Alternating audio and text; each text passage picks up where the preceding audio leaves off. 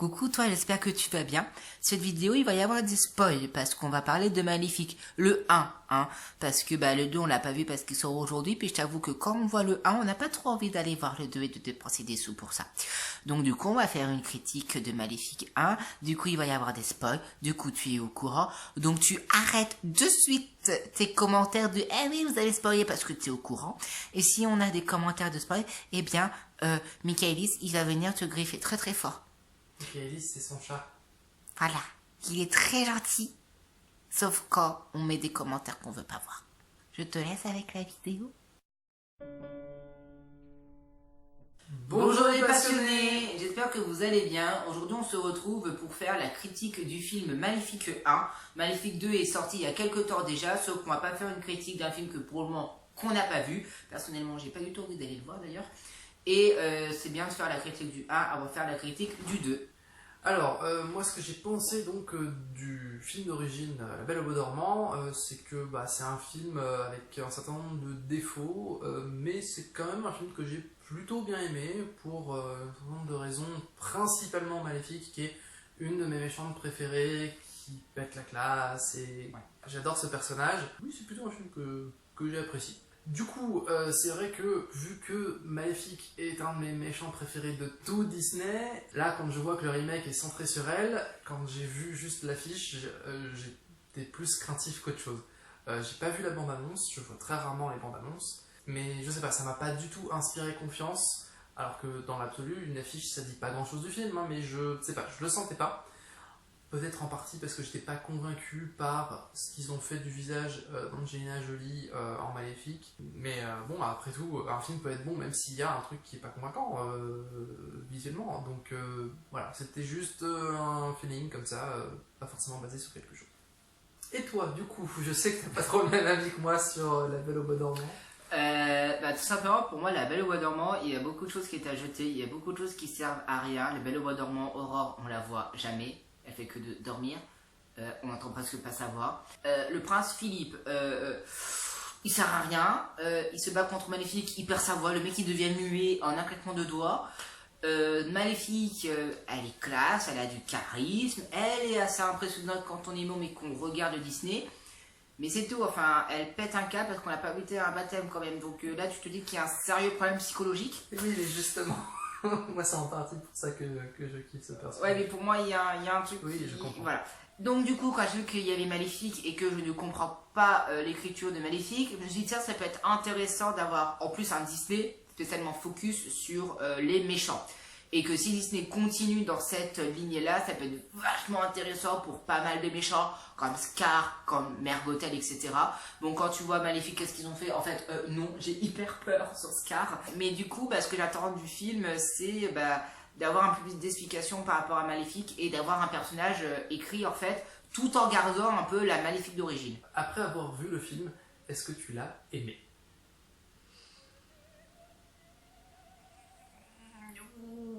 En fait, il y a de bonnes idées qui sont étouffées par beaucoup de mouise. Voilà. Donc tu as un avis mitigé. Ouais. Ben moi, pour les mêmes raisons, je n'ai pas aimé. Voilà, même si c'est vrai qu'il y a de bonnes idées, moi l'avis est plus négatif, même si c'est pour les mêmes raisons. Qu'as-tu pensé du visuel au terme large? Et pour le coup, malgré le fait que je reste pas hyper convaincu par le visage tel qu'il est d'Angelina Jolie en Maléfique, le visuel fait quand même plutôt partie des points positifs de ce film, au niveau des paysages, des décors, des costumes. Je trouve que globalement c'est réussi. Après, ça peut se comprendre parce que le réalisateur est un spécialiste des effets spéciaux, donc heureusement qu'il n'a pas pêché dans son domaine un peu de prédiction. Sinon, ça l'a fait un peu mal. Après, ça peut arriver assez étonnamment. Il y a je sais plus quel film où il y a un mec qui s'occupe normalement de la lumière et il réalise un film et la lumière est à chier. Voilà, ça arrive. Bon. Mais non, là en l'occurrence, tout ce qui est visuel est réussi. Je suis assez d'accord avec toi. Un bon point pour moi. Après, niveau costume, il y a un problème avec Maléfique. Enfin, pour moi, déjà, le costume est assez sombre, est assez... Après, Je parlerai peut-être plus en détail plus tard de Maléfique et des points négatifs que j'ai à faire à son sujet quand on va parler des personnages. D'ailleurs, est-ce que tu as quelque chose à rajouter par rapport au visuel? C'est très enchanteur sur certains passages de façon adéquate, et c'est très sombre dans d'autres passages de façon adéquate aussi, donc c'est cool. Et les deux mondes sont bien distincts, il y a vraiment deux univers par rapport aux deux mondes, donc je trouve ça assez cool. Du coup, le costume de Maléfique, il est assez noir, et Maléfique s'appelle Maléfique, donc quand t'as une gamine qui s'appelle Maléfique, ne t'attends pas qu'elle soit la reine et qu'elle soit le personnage le plus populaire de toute la société. Voilà, enfin, le personnage s'appelle Maléfique. Tu donnes Maléfique en prénom, tu t'attends à quoi, sérieusement? Et honnêtement, elle a des ailes noires, elle a des cornes noires, tu lui mets une queue de dragon, c'est bon, enfin, elle a la tête de méchante. Et par contre, ça j'ai oublié de le dire précédemment, il y a des scènes pour moi qui ressemblent à beaucoup de scènes déjà préexistantes. Quand tu as Maléfique qui s'envole ou quand elle est jeune et qu'elle s'envole, pour moi ça me fait penser à l'envol de Batman. Donc oui, quand elle s'envole comme ça, moi je vois l'image de Batman. D'accord, je crois qu'on n'a pas vu le même Batman. Bon, dans le Disney, elle est assez, comme tu l'as dit, bombasse, assez, voilà. Badass, oui. Voilà, badass. La scène, quand elle arrive au baptême, quand elle sort du baptême, qui est complètement bousillée dans le film, c'est une horreur. Eh ben, je retrouve pas cette force, ce charisme dans Maléfique. Et du coup, pourquoi je dis ça? Parce que pour moi, elle devient trop vite, trop attendrissante envers Aurore. Ce qui est pour moi un peu... Voilà, c'est assez étrange. Les trois fées, dans le Disney, les trois fées, il y a un incendie, ça sauve le premier étage. Là, il y a un incendie, il y a tout qui crame.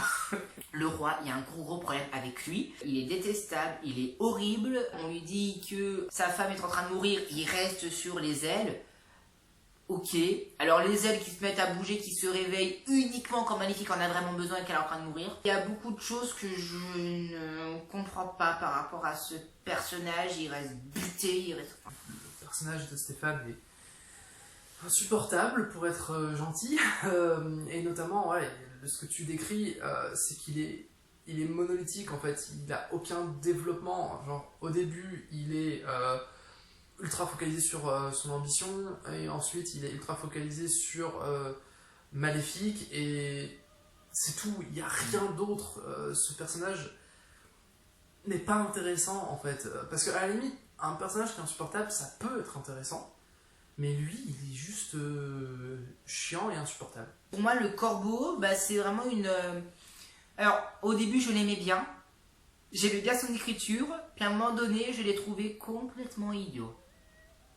Donc là, c'est partie du scénario, donc je développerai. Okay. Mais sinon, ouais, il est vachement intéressant. C'est une nouveauté, hein, clairement. Il y a une histoire, etc. Et je trouve ça assez cool. Du coup, moi, sur les autres personnages, à part Stéphane, pour Maléfique, alors je vais revenir un tout petit peu sur ce que tu as dit au niveau du visuel de Maléfique.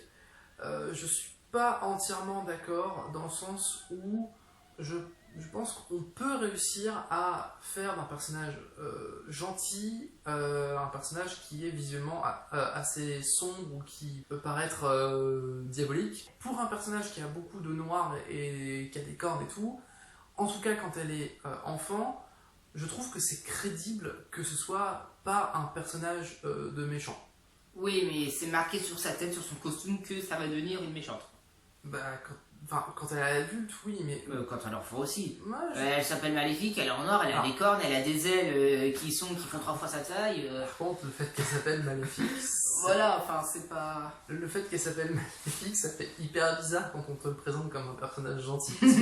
Enfin, non. Dans le dessin animé, on la découvre, elle est adulte, elle est déjà méchante et tout. Enfin, oui, elle s'appelle Maléfique, c'est la méchante, ok, très bien. Là, on te la présente enfant, elle s'appelle quand même Maléfique, donc c'est pas un surnom ni rien, c'est son nom de naissance. Son destin est tout tracé. Et c'est une gentille. Et t'es là genre... Non. Enfin, à la limite, je veux bien l'accepter, mais ça fait bizarre. Surtout que les personnages battent pas un cil par rapport à ça. C'est genre, oui, elle s'appelle Maléfique, tout va bien, c'est gentil, ok. Sinon, à part ça, un autre point sur lequel je dirais pas que je suis en désaccord, mais je serais plus... Je vais pas exprimer ça de la même manière. c'est par rapport au fait qu'elle soit très vite attendrie par Aurore, etc. Moi, dans l'absolu, ça m'a pas trop gêné, dans le sens où tout le film a ce parti pris en fait de complètement changer l'histoire et complètement changer le personnage, et que tout le film est basé là-dessus. À la limite, c'est un parti pris, c'est une idée qui peut être intéressante. Moi, sur le coup, je me suis dit, bon, pourquoi pas. Après, j'ai pas été hyper convaincu non plus, donc bon. Après, peut-être qu'on fera une vidéo sur qu'est-ce qu'on attend dans la voiture, etc. Mais du coup, on retrouve aucun personnage de base. Enfin, en tout cas, Maléfique, je retrouve pas le Disney. À la limite, pourquoi pas expliquer pourquoi tel personnage est méchant, ça peut marcher. Ouais, mais là, ça fait trop. Sauf qu'en fait, là, c'est pas juste elle est méchante parce qu'il s'est passé ça. C'est, en fait, non, elle n'est pas méchante parce que au final, c'est pas genre on lui a fait ça, donc c'est pour ça qu'elle a jeté ce sort et donc après, elle est exactement comme le dessin animé. Non. Elle n'est même pas exactement comme le dessin animé, elle est vraiment totalement changée. Et elle est pas badass. Du coup, c'est pas juste un préquel, c'est vraiment un remake complet et assez radical. Et dans l'idée, pourquoi pas, mais c'est pas convaincant. Sinon, les trois faits. J'avais envie de leur mettre des claques tout le temps à chaque fois qu'elles étaient là. Et une des trois est jouée par juste mon actrice préférée, Imelda Stanton, qui est surtout connue pour le rôle de Dolores Umbridge dans Harry Potter. J'adore cette actrice. Si elle était moins vieille, je pourrais éventuellement avoir envie d'épouser cette actrice. Mais là, j'avais envie de lui mettre des claques, comme deux autres. Dans le dessin animé, oui, elles ont un peu ce côté con-con, maladroite, etc.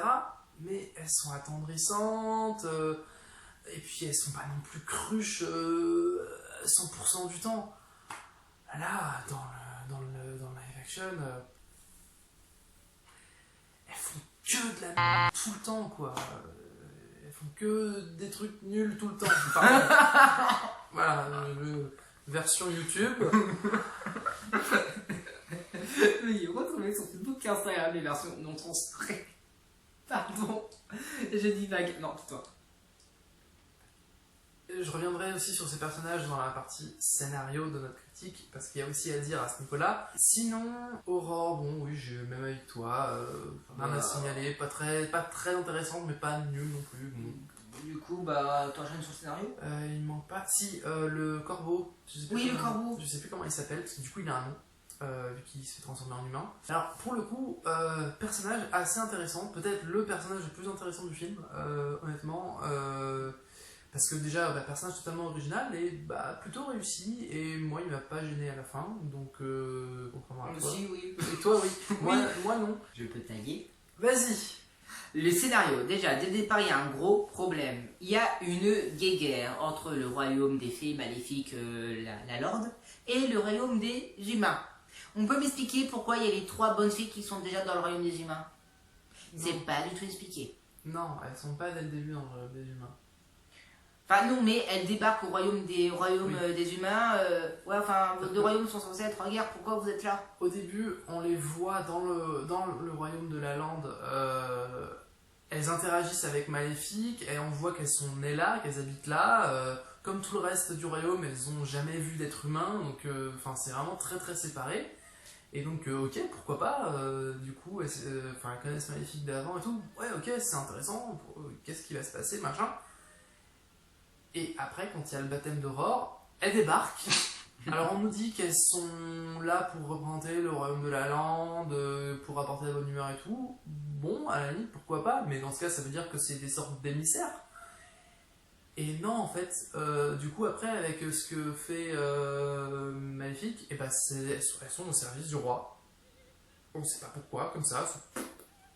Genre, le roi, il a décidé, ok, c'est pas du tout ses sujets, mais elle s'exécute. Et du coup, c'est assez chelou. Voilà. Et à la fin, elles reviennent, et. Enfin, bref. Bon, après, niveau incohérence, niveau incohérence, il y en a aussi pas mal. Dès le début, le roi sait que Maléfique a une intolérance au fer. Oui. Il s'en souvient que à la fin, quand il lui jette le filet. Et à ce moment-là, et là je vais parler directement du corbeau. Alors le personnage est sympa. Alors il peut être un peu flippant quand il est à Aurore que je te suis ou je te connais depuis l'enfance. Enfin son coup, mon klaxon, je te connais pas. Vous êtes un détective, oui, voilà, vous êtes un détective privé, expliquez-moi. Enfin, je flippe clairement. Et donc c'est lui qui se transforme en dragon. L'idée est bonne, l'idée est belle, sauf qu'il est nul en dragon. Ah bah non, excuse-moi, il est nul. Il crache 2 fois du feu, il tue personne. Excuse-moi, il y a un problème. Enfin, c'est censé être un dragon. Surtout que les flammes, il les balance, c'est pas des petites quoi. Il y va. C'est vrai que si on... Et il tue personne, il y a un problème. Si on compare au dragon de Maléfique dans le dessin animé, il tient pas trop la comparaison. Et Après, ça pourrait s'expliquer dans le sens où c'est pas un dragon, c'est un corbeau. Donc, il sait peut-être pas y faire en dragon. Et après, c'est quelque chose que je comprends pas. C'est que depuis le début du film, il y a le roi et Maléfique. Donc, il y a quand même une jolie guéguerre entre deux. Hein, voilà. Le roi a une obsession pour Maléfique. Les 2 Roméo, ça se règle en 2 secondes sur une chute. Non. Les 2 Roméo ? Oui. J'ai pas compris. Enfin, Maléfique et le prince, moi j'appelle ça Roméo et Juliette, excuse-moi. Oh, ça se règle en 2 minutes sur une chute. Tu fais, mais what? Ah, la fin, oui, oh bah ça, bah... Enfin, et surtout que le père d'Aurore meurt, Aurore. Elle en a rien à cirer. Oui, c'est vrai. Elle retrouve son père lui dit ta mère est décédée. Le père a tout petit peu oublié de lui dire que le père a laissé crever sa femme. Elle a pas, enfin, monsieur, votre femme est en train de décéder. Oui, ok, je suis en train de discuter avec des ailes. Aurore le sait même pas, et Aurore bah, sait du coup que son père est décédé, et ça passe, ok, j'ai perdu mon père, je suis orpheline. Mais je m'en fous parce que je deviens reine. Et après, par contre, pour moi, il y a quelque chose aussi qui m'a un peu... Enfin, aussi, tu m'en as parlé à la fin du film, c'est que pour moi, la fin ressemble beaucoup à La Reine des Neiges, et on a regardé, Oui. La Reine des Neiges date de 2013, et La Reine des Neiges date de 2014, et on a à peu près, pour moi, plus ou moins la même fin, quoi, que c'est pas l'amour véritable sincère, l'amour love, l'amour éternel qui dure toujours, qui triomphe, mais c'est un amour, on va dire, beaucoup plus familial. Alors je dis familial parce que Maléfique est considérée comme la marraine, la bonne fée, donc... Oui, il y a un côté mère adoptive voilà. presque. Ouais, Moins, voilà, il y a un côté... enfin, il y a un il y a un lien. Il y a un côté maternel. Du coup, je vais donner mon avis sur le scénario. Pardon, hein, je vais être cash, mais c'est nul. Et là où le film aurait pu être intéressant en donnant une histoire de la profondeur au personnage de Maléfique, bah, je préfère de très loin le dessin animé, même s'il a des défauts, et notamment bah, on n'a pas d'explication sur pourquoi Maléfique est comme ça, parce que je préfère un personnage qui n'a pas du tout d'histoire plutôt qu'un personnage qui a une histoire, mais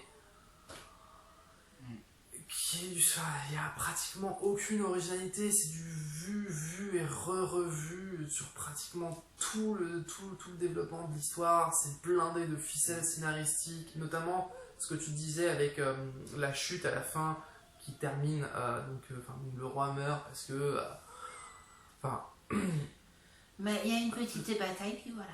Le coup de je t'épargne, je te tourne le dos, déjà quand tu m'as tourné le dos, après l'avoir épargné, je savais qu'il allait essayer de l'attaquer dans le dos. Ça n'a pas manqué. Ensuite, il tombe, elle se détache de lui, il crève. Enfin, ça c'est un exemple d'énormes ficelles scénaristiques et le film en est blindé. Il y a tellement de ficelles scénaristiques dans ce film que je pourrais me tricoter un pull de scénario si ça avait du sens et si je savais faire quelque chose de mes mains. La scène de Maléfique quand elle perd ses ailes, elle est extrêmement forte, enfin elle est poignante, elle est marquante. Il y a des scènes comme ça où tu dis, ouais, quand même. J'ai eu du mal avec cette scène, alors qu'elle pourrait être très intéressante. Mais Ouais, mais le personnage est ultra incohérent et... il est censé aimer Maléfique et du coup il est censé y avoir un énorme tiraillement entre son amour pour Maléfique et son ambition, sauf que c'est tellement pas développé, tellement pas travaillé que il débarque pour la prévenir de ce qui l'attend il y a la voix off, enfin oui, la voix off qui nous dit que le passé est oublié, ils sont réconciliés quand même. Et juste derrière, il a un poignard, il va pour la tuer, il peut pas parce qu'il l'aime, mais du coup il lui coupe les ailes. Et à ce moment-là, moi je vois pas vraiment un personnage qui est tiraillé. Enfin, ça devrait être ce que je vois, mais c'est pas ce que je vois parce que c'est pas suffisamment développé, pas suffisamment travaillé. Et après, quand il amène les ailes au roi et qui fait croire au roi qu'elle est morte. Ah oui. Là, à la limite, il me dit ah, pourquoi pas, on peut éventuellement envisager qu'il a fait ça pour la sauver. Parce que du coup, si on croit qu'elle est morte, elle n'est plus traquée, donc elle peut rester en vie. Pourquoi pas? Sauf que, à part le fait qu'il mente au roi, il n'y a strictement rien d'autre ensuite qui confirme cette hypothèse. Et surtout que quand Maléfique arrive au baptême, je suis désolée, mais enfin, j'ai pas d'enfant, mais il y a quelqu'un qui vient et qui me dit je veux du mal à ton gamin, je le démonte. Je reste pas assis, surtout que là il se lève. Oui. On en a parlé tout à l'heure, Oui. donc Bah, c'est à fait la comparaison par rapport au Disney. Ouais, c'est-à-dire que dans le dessin animé, c'est presque pareil dans le sens où il laisse faire, mais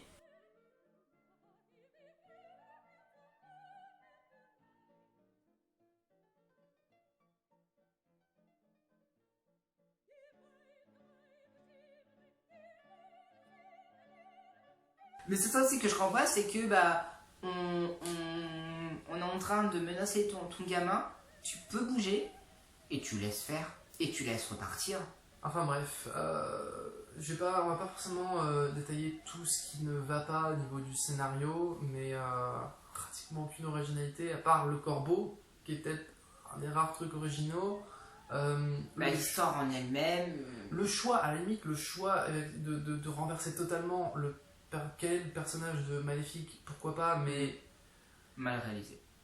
ça, enfin, c'est pas convaincant, puis bah, à la limite, après, ça amène à la fin qui, en soi, est un peu intéressante, même si on la voit un peu trop venir, ah non, en fait, c'est pas le prince Philippe qui va la réveiller, c'est Maléfique, parce qu'elle a un amour sincère pour Aurore. Sauf que du coup, ça renvoie à ce que tu disais par rapport à la Reine des Neiges. C'est quasi identique à la fin de la Reine des Neiges. C'est sorti à 1 an d'écart. C'est la Reine des Neiges qui sort d'abord. C'est quasiment la même chose. Surtout que la Reine des Neiges a fait parler. C'est pas comme Chicken Little, quoi. Tout le monde a vu la Reine des Neiges. Donc c'est mieux développé, je trouve, dans la Reine des Neiges. Ce côté-là, c'est plus inattendu. Tu le vois moins venir. Enfin, voilà. Et surtout qu'avec la fin qu'on nous propose, donc Aurore qui est reine de la lande, bah je vois pas pourquoi il y a un 2. Juste pour terminer sur le scénario, je voulais revenir un tout petit peu sur le prince le prince Philippe. Sur le prince Philippe, parce que pendant le visionnage du film, je trouvais que du coup c'était encore pire, parce que effectivement il sert encore plus à rien et que la romance est encore moins développée que dans le dessin animé. Oui, c'est possible. Et j'étais là, genre, mais c'est pas possible, il y avait déjà pas grand chose, mais au moins il y avait la chanson, ça amenait un petit truc, ils partageaient un petit quelque chose. Là, ils partagent que dalle, ils se disent 2 phrases. Et je me disais, mais c'est pas possible. Mais au final, c'est cohérent. Donc c'est un peu frustrant quand on visionne le truc, mais en fait ça va, pour le coup ça c'est cohérent. Bah, je pense que pour moi le résumé est assez clair de ce que j'ai pensé du film, donc qu'est-ce que je pourrais dire de plus? Je sais pas. J'ai envie d'épouser personne. Et moi tu veux que je dise que j'ai envie de claquer tout le monde? Bah écoute. Non mais c'est un peu comme mon appréhension du début, c'est qu'il y avait de bonnes idées, mais c'est enrobé de mouise, malheureusement. Donc après, écriture des personnages est à revoir, il y a beaucoup de choses qui est à revoir. Ça partait d'une bonne intention, mais non. Malheureusement pour moi, la recette n'est pas bonne. Bah moi, c'est principalement autour du scénario que ça coince. Donc comme on a terminé par le scénario, si je résume ce que j'ai pensé du film, je vais répéter ce que j'ai dit. C'est vrai qu'en plus, souvent, pas tout le temps, mais souvent, j'accorde beaucoup d'importance au scénario dans un film, même si je peux tout à fait aimer un film qui n'a pas trop de scénario ou qui a un scénario un peu faible. Souvent, c'est au niveau du scénario que ça va coincer. Ou au contraire que ça va beaucoup me plaire. Très faible originalité, beaucoup de ficelles scénaristiques. Moi, ça se résume surtout à ça. Du coup, on sait que, du coup, j'ai dit au début de la vidéo, donc oui, on sait qu'il y a Maléfique 2 qui est sorti. Qu'est-ce que tu attends? Et de comprendre pourquoi il y a un 2. Parce que... Pareil. Voilà, quand on voit la fin, bon, après tout, il y a des films, des fois, on ne s'attend pas du tout à ce qu'il puisse y avoir une suite, et il y en a une, et c'est bien, mais c'est vrai que là... Ouais, on parlait de Disney, les suites Disney, généralement, c'est pas... Voilà, hein, c'est pas super... Voilà. Et petit détail à ce sujet, le jour où on tourne cette vidéo, il se trouve que je suis passé devant une affiche de ce film, et j'ai remarqué un petit détail qui m'a intrigué. C'est la grande affiche où on voit les trois actrices avec les trois personnages avec le nom des actrices affiché au-dessus, et donc on voit marqué Elle Fanning dans le rôle de la princesse Aurore. Et les gens qui ont fait l'affiche, vous avez vu le premier film ou pas? Genre jusqu'au bout, parce que, pardon, hein, mais à la fin, elle est couronnée reine de la lande, Aurore. Du coup, c'est plus une princesse, c'est une reine. Et d'ailleurs, je me suis fait la réflexion aussi, mais je l'ai pas dit, même pas en off, ça rapproche encore plus le film de La Reine des Neiges. Parce que du coup, c'est un des premiers films où on a enfin une reine. Sauf que du coup, on l'a eu aussi juste avant, un an avant, dans La Reine des Neiges. Ouais, c'est vrai, ça fait deux reines du Et coup. à la fois pour Aurore et pour Maléfique, qui du coup est reine de la lande pendant tout le film. Ouais. Après, c'est bien que les femmes commencent à prendre le pouvoir, C'est sûr que... etc. Mais ça fait bien. bizarre quand on voit que 2013 il y avait La Reine des Neiges, 2014 il y a Maléfique, là il y a Maléfique et dans moins d'un mois il y a La Reine des Neiges. Oui, c'est vrai. en fait, c'est voilà. Il y a un truc. On va faire une théorie. Ah, c'est ce que j'allais dire. On va faire une théorie. Tu viens d'y penser. On va faire une théorie de tout ce qui est Aurore, Maléfique avec Sean et de La Reine des Neiges. Je suis sûr qu'on peut trouver quelque chose. Je sais pas où est-ce qu'on va aller avec ça, mais... Oh, je suis sûr qu'on va trouver quelque chose. Je suis voilà. sûr. Bon. Du coup, on va se retrouver, je ne sais pas quand, pour parler de Maléfique 2. Du coup. Oui. Dans quelques mois, semaines, on ne sait pas. On verra. Voilà. Donc du coup n'hésitez pas à nous suivre sur Facebook et sur Instagram pour savoir quand est-ce qu'on va parler de Maléfique 2 et pour savoir si les autres sorties des vidéos. Oui, abonnez-vous, aimez, partagez. Et n'hésitez pas aussi du coup à commenter pour donner votre avis sur Maléfique et on sera très heureux de débattre avec vous, surtout que je sais qu'il y en a beaucoup qui ont aimé. Du coup... Et pourquoi pas, hein, on peut discuter sainement. Voilà, c'est surtout ça aussi qui m'intéresse, c'est échanger avec vous et discuter, de savoir du pourquoi, du comment et peut-être nous faire relativiser sur certains points. Bon après, essayez de me faire changer d'avis sur Maléfique. Voilà. Bonne chance. Bon du coup, on peut leur souhaiter une bonne vie, une bonne journée, une bonne nuit, un bon appétit. T'en penses quoi? Oui, d'accord. Que les rêves continuent.